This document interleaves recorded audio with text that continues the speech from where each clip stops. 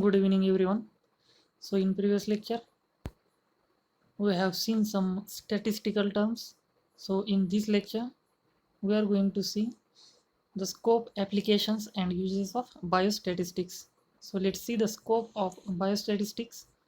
So, the scope of biostatistics is extensive and cover almost whole of biology that deals with generation and analysis of numerical data. Then biostatistics is used right from designing scientific experiments through the data analysis. The scope includes the principles of scientific methodology, defining various types of data and studies, then levels of measurement, hypothesis testing, and correlation.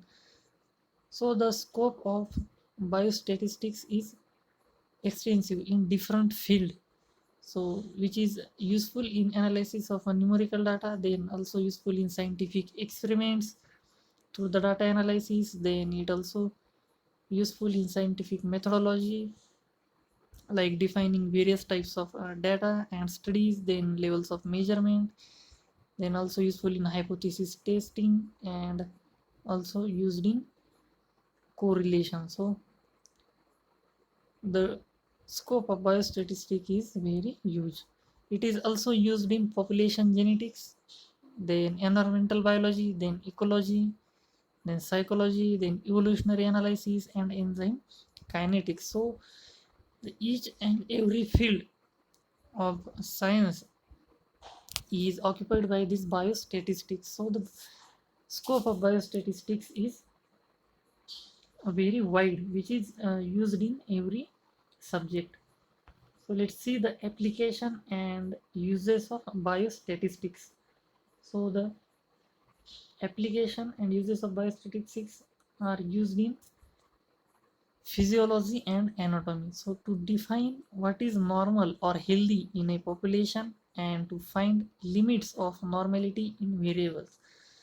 So in physiology and anatomy, this biostatistic is very useful in case of defining the normal or healthy population, in defining the normal or healthy population. So if we take an example of various physiological and anatomical conditions of human body. Okay, so like the number of different cells in human body, the normal range of that cells like RBCs or WBCs, then the heart rate.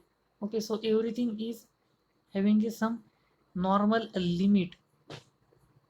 So this biostatistics is a very good application in physiology and anatomy. Then to find the difference between mean, then to find out correlation between two variables like x and y in case of height and weight. Okay, so if these two variables are something related to each other, that is height and weight, the person if the person height is little bit high, then the weight is also somehow greater with respect to that height. So these two variables, that is height and weight, are something relatable to each other. Then the application and use of this biostatistics is also used in pharmacology, so to find out the action of any drug. Okay, so in case of this condition, a drug is given to animals and humans to observe the changes produced are due to the drug or by chance. So this is a good application which is used in pharmacology. Then to compare the action of two drug or two successive dosages of the same drug, then to find out the relative potency of a new drug with respect to a standard drug. If we in case if we discover any new drug, then it is important to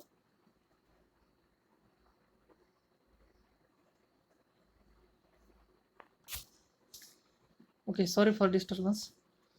So to find out the relative potency of a new drug with respect to a standard drug. When we discover any new drug, then we have to find its potency with respect to a standard drug. In that case, we can use this biostatistics and can be used in this pharmacology.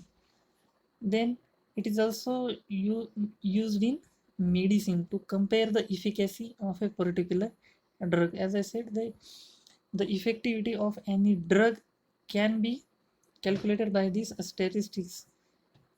So it is also a useful application. Then to find out an association between two attributes such as cancer or smoking. In this case, it is also very useful to identify signs and symptoms of a disease or syndrome. So these are some applications in medicine of these biostatistics. Then in community medicine and public health, to test usefulness of sera and vaccines in the field. Okay, so we can test the usefulness of sera and vaccines in the field. The percentage of attacks or deaths among the vaccinated subjects is compared with that among the unvaccinated ones to find whether the difference observed is statistically significant. So in case of newly discovered sera or vaccines, we can calculate the vaccinated person or unvaccinated person. So this biostatistic is very useful in that case. Then in epidemiological studies, the role of causative factors is statistically tested. In public health, the measures adopted are evaluated. So these are some applications of biostatistics in different fields, that is in physiology and anatomy, in pharmacology, then in medicine, then in community medicine and public health, and in case of epidemiological studies. So this is all about this point and this is all about this chapter. So thank you, keep watching and take care.